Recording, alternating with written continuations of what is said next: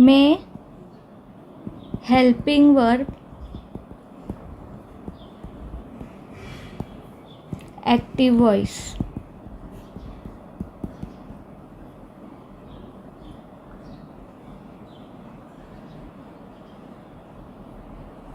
मे म्हणजे कदाचित. मे म्हणजे कदाचित. तर आणि मे परमिशन घेण्यासाठी किंवा परमिशन देण्यासाठी पण वापरतात, पण आता आपण फॉर्म्युलानुसार मेला कदाचित असं कन्सिडर करून फॉर्म्युला बनवणार आहोत. मे कदाचित. तर आपण एक सेंटेन्स बघूया. पॉझिटिव्ह. कदाचित तो पास होईल. तर त्याचा फॉर्म्युला काय? सब्जेक्ट प्लस मे प्लस वर्ब प्लस ऑब्जेक्ट. तर सब्जेक्ट काय? तो म्हणजे ही. मग मे लिहायचं. वर्ब काय आहे? पास होणे. ही मे पास. आता ह्याच्यात ऑब्जेक्ट नाही तर मग एवढंच आहे ना, ही मे पास. कदाचित तो पास होईल. ही मे पास. मे म्हणजेच कदाचित. आता निगेटिव्ह बघू. निगेटिव्ह. कदाचित तो पास होणार नाही. Subject plus may plus not plus verb plus object. Subject आहे ही, तो म्हणजे ही. मग नंतर मे तसंच्या तसं लिहायचं. निगेटिव्ह आहे म्हणून not. He may not. Verb काय? पास होणे.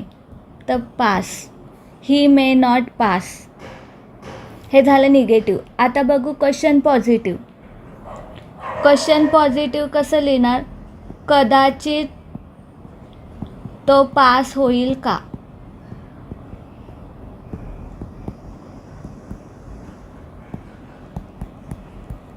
मग इथे क्वेश्चनला मे पहिलं येणार. मग subject plus verb plus object. मे सब्जेक्ट ही, वर्ब आहे पास होणे. मे ही पास.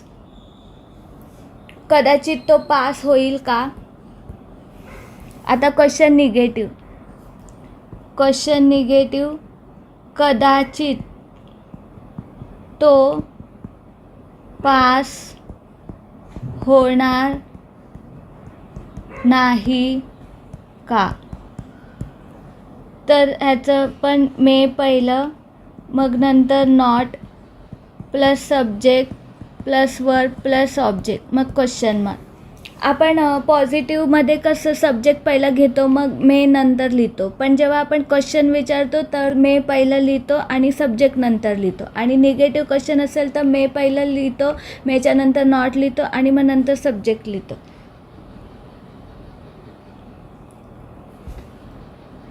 तर मे नॉट. सब्जेक्ट आहे ही, वर्ब आहे pass. May not he pass. Question mark. तर मग असं झालं. कदाचित तो पास होणार नाही का? May not he pass. किंवा असं लिहिलं मे ही नॉट पास तरी चालतं. नॉट पहिलं लिहिलं, ही नंतर लिहिलं, किंवा ही पहिलं लिहिलं नॉट नंतर लिहिलं तरी चालतं. पण मे पहिलंच लिहायचं क्वेश्चन विचारताना. पॉझिटिव्ह क्वेश्चनमध्ये पण विचारताना पण मे पहिलं लिहायचं. निगेटिव्ह क्वेश्चन विचारताना पण मे पहिलं लिहायचं. आता असं आपण ना ह्या फॉर्मॅटमध्ये 5 मराठी सेंटेन्स बनवू आणि मग त्याला 4 पार्ट्समध्ये डिवाईड करू प्रत्येक सेंटेन्सला, असे प्रॅक्टिस करू. तर मग आता अजून काय वाक्य घेऊ शकतो आपण? आता आपण घेतलं कदाचित तो पास होईल. अजून काय कदाचितचं वाक्य घेऊ शकतो मेचं? कदाचित ती येईल. तर सब्जेक्ट काय? तर पॉझिटिव्ह काय आहे? शी मे कम. कदाचित ती येणार नाही. She may not come. नंतर क्वेश्चन पॉझिटिव्ह. कदाचित ती येईल का? मे शी कम. नंतर क्वेश्चन निगेटिव्ह. कदाचित ती येणार नाही का?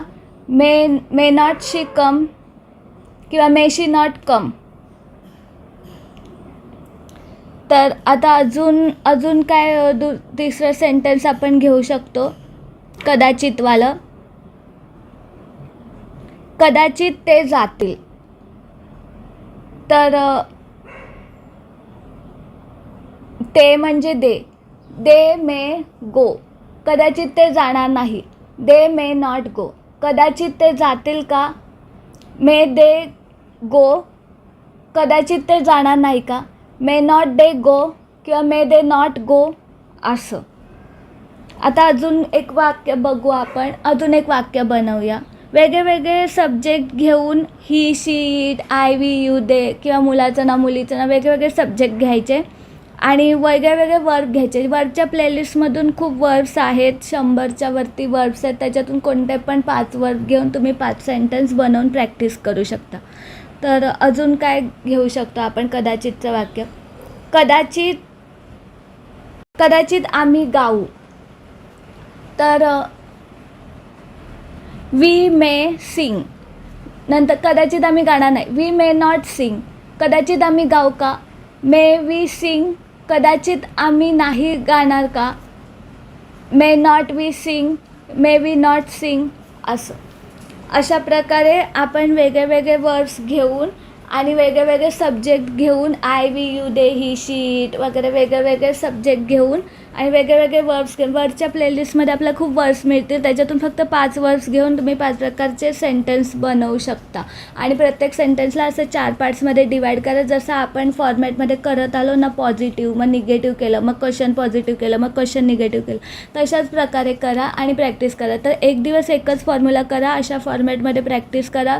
5 सेंटेन्स मराठीतून बनवा. त्याला असं 4 ह्याच्यात डिवाईड करा आणि मग असं एका दिवशी एकच फॉर्म्युला करा. असे तुमचे 52 फॉर्म्युलाज हे ग्रामरचे होऊन जातील 52 डेजमध्ये.